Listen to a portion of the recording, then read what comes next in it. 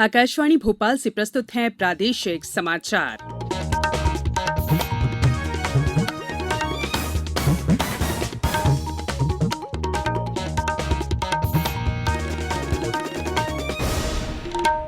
नमस्कार, समाचारों के साथ मैं संयुक्ता बनर्जी। पहले मुख्य समाचार।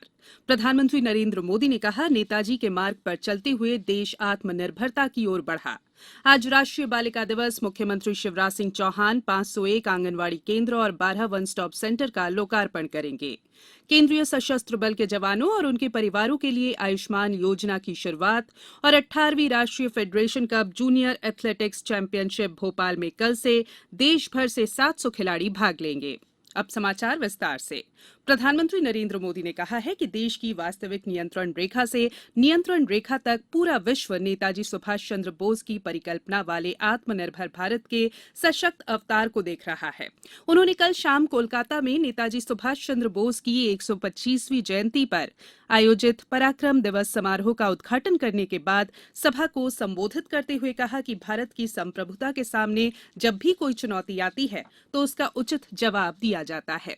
प्रधानमंत्री ने कहा कि नेताजी ने भारत को आत्मनिर्भर बनाने का सपना देखा था और भारत को लक्ष्य हासिल करने की दिशा में आगे बढ़ते हुए देखकर उन्हें गर्व होता। श्री मोदी ने कहा कि जब इस वर्ष देश अपनी स्वतंत्रता के 75वें वर्ष में प्रवेश कर रहा है, तब देश आत्मनिर्भर भारत के संकल्प के साथ आगे बढ़ रहा है। ऐसे में नेताजी का जीवन, उनके कार्य, उनकी अदम्य साहस भावना और उनके निर्णय हम सब के लिए बड़ी प्रेरणा का स्रोत हैं। वहीं नेताजी सुभाष चंद्र बोस की जयंती के अवसर पर प्रदेश के मुख्यमंत्री शिवराज सिंह चौहान ने कहा है कि पराक्रमपूर्ण और उत्कृष्ट कार्य के लिए प्रदेश के 5 विद्यार्थियों को प्रतिवर्ष नेताजी सुभाष चंद्र बोस पराक्रम पुरस्कार से सम्मानित किया जाएगा। मुख्यमंत्री ने ये घोषणा भोपाल के शासकीय सुभाष उत्कृष्ट उच्चतर माध्यमिक विद्यालय स्थित नेताजी सुभाष चंद्र बोस की प्रतिमा पर माल्यार्पण के बाद कही।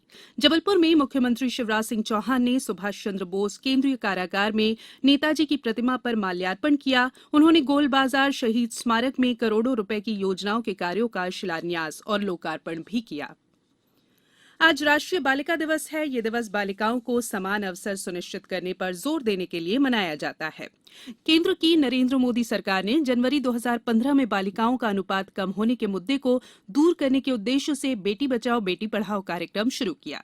इस कार्यक्रम के माध्यम से कन्या भ्रूण हत्या, बालिकाओं में शिक्षा की कमी और अधिकारों से वंचित रहने के महत्वपूर्ण मुद्दे को उठाया गया। प्रदेश में राष्ट्रीय बालिका दिवस को किशोरी बालिकाओं की सुरक्षा, जागरूकता, जानकारी, स्वास्थ्य और स्वच्छता से जोड़ने के लिए आज से पंख अभियान की शुरुआत की जा रही है। मुख्यमंत्री शिवराज सिंह चौहान आज उस अभियान का शुभारंभ करेंगे। वे 501 आंगनवाड़ी केंद्र और 12 वन स्टॉप सेंटर का वर्चुअल लोकार्पण भी करेंगे। वे बालिकाओं को छात्रवृत्ति और मातृ वंदना योजना के हितग्राहियों को राशि भी अंतरित करेंगे। इस अवसर पर आंगनवाड़ी केंद्रों में बालिका भोज का आयोजन भी होगा। वेब लिंक और आकाशवाणी के माध्यम से प्रदेश में आंगनवाड़ी केंद्रों, कन्या छात्रावासों सहित विभिन्न संस्थाओं के 25 लाख से ज्यादा प्रतिभागी इस कार्यक्रम में सम्मिलित होंगे। ग्वालियर में नगर निगम के बाल भवन में बालिका दिवस का कार्यक्रम आयोजित होगा। दमोह जिले की सीएमएचओ डॉक्टर संगीता त्रिवेदी ने कोविड-19 के खिलाफ चलाए जा रहे जन आंदोलन का समर्थन करते हुए लोगों से जारी गाइडलाइन का पालन करने की अपील की है। होता है कि जैसे ही केसेस कम आते हैं, लोग अपना सोशल डिस्टेंसिंग और मास्क का नहीं पहनते और सैनिटाइजर, ये एसएमएस का पालन नहीं करते हैं और फिर केस बढ़ जाते हैं। तो मेरी यही अपील है जनता से कि जब हमारे यहाँ केसेस कम हो रहे हैं तो क्यों ना हम मास्क पहनना बंद ना करें, सैनिटाइजेशन भी करते रहे और सोशल डिस्टेंसिंग का पालन और हम 6 महीने तक करें, जिसकी पूरी जड़ से ही हमारे इलाके से कोरोना समाप्त हो जाए। कोविड-19 से बचाव और सुरक्षित रहने के 3 उपाय। मास्क लगाएं, 2 गज दूरी है जरूरी, सुरक्षित दूरी रखें, हाथ और मुंह साफ रखें। ब्रेक के बाद बुलेटिन में एक बार फिर आप सभी का स्वागत है।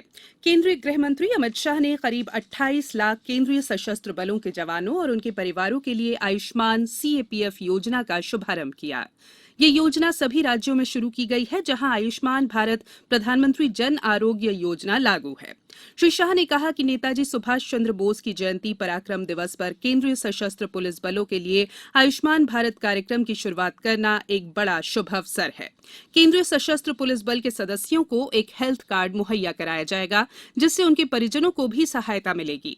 गृह मंत्री ने राष्ट्र के निर्माण में केंद्रीय सुरक्षा बलों की बहादुरी और शहादत को याद किया। श्री शाह ने कहा कि केंद्र सरकार सुरक्षा बलों और उनके परिवार के कल्याण के लिए प्रतिबद्ध है। गृह मंत्री अमित शाह ने कहा कि ऐसे प्रयास किए जा रहे हैं जिससे सुरक्षा बल कर्मी अपने परिवारों के साथ एक साल में कम से कम 100 दिन गुजार सके। देश में अब तक 15 लाख से अधिक लोगों को कोरोना से बचाव के टीके लगाए जा चुके हैं। कल 27 राज्यों और केंद्र शासित प्रदेशों में करीब 1.5 लाख लोगों का टीकाकरण किया गया। इन लोगों में अग्रणी स्वास्थ्य कार्यकर्ता और कोरोना वॉरियर्स शामिल हैं। वहीं प्रदेश में भी टीकाकरण का कार्य प्रगति पर है। विभिन्न जिलों में स्वास्थ्य कार्यकर्ता और प्राथमिक वाले वर्ग के लोगों को टीके लगाए जा रहे हैं। खंडवा में कल से एक सप्ताह तक 7 टीकाकरण केंद्रों पर स्वास्थ्य कर्मियों को टीके लगाए जाएंगे। जिला टीकाकरण अधिकारी ने बताया कि जिला अस्पताल खंडवा सहित अन्य स्वास्थ्य केंद्रों पर इसके लिए आवश्यक तैयारी पूरी कर ली गई है। इस बीच कोरोना के मामलों में प्रदेश में गिरावट जारी है। कल राज्य में 291 नए मामले सामने आए हैं। प्रदेश में अब 4,310 सक्रिय मरीज हैं, जबकि 2,45,000 से अधिक लोग स्वस्थ हो चुके हैं। भोपाल में कल से 18वीं राष्ट्रीय federation cup junior athletics championship का आयोजन किया जाएगा। 3 दिवसीय चैंपियनशिप की 18 स्पर्धाओं में देश भर के करीब 700 खिलाड़ी सहभागिता करेंगे। प्रदेश की ओर से 40 खिलाड़ी इनमें भाग लेंगे। खेल और युवा कल्याण मंत्री यशोधरा राजे सिंधिया ने एक बैठक में खिलाड़ियों के लिए की जाने वाली तमाम व्यवस्थाओं की समीक्षा की। उन्होंने स्टेडियम परिसर का भ्रमण कर व्यवस्थाओं का जायजा लिया और आवश्यक कार्रवाई करने के अधिकारियों को निर्देश दिए। अब कुछ समाचार संक्षेप में। इंदौर जिले में उपभोक्ताओं से बदसलूकी और नियमों का उल्लंघन करने वाले 31 राशन दुकान संचालकों के विरुद्ध जिला प्रशासन द्वारा कार्रवाई की गई है। डिंडौरी जिले के बरगांव जनजाति कल्याण केंद्र में दिव्यांगजन को उनके अधिकारों और योजनाओं की जानकारी देने के साथ ही सहायक उपकरण वितरित किए गए। रीवा जिले में कल सभी मतदान केंद्रों पर राष्ट्रीय मतदाता दिवस के अंतर्गत युवा मतदाताओं को परिचय पत्र वितरित किए जाएंगे।